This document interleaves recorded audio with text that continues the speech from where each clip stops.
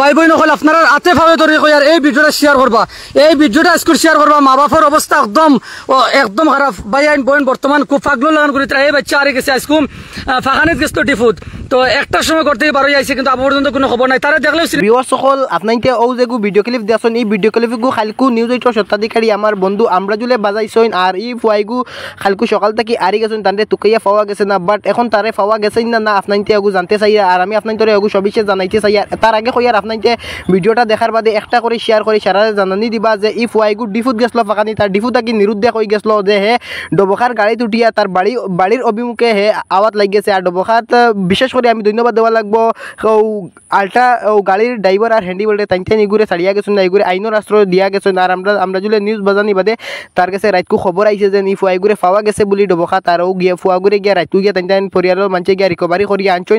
আপনাকে বেশ বেশ করি যতবারও শেয়ার করবা আর সারা জানিয়ে সিধা সাদা কিছু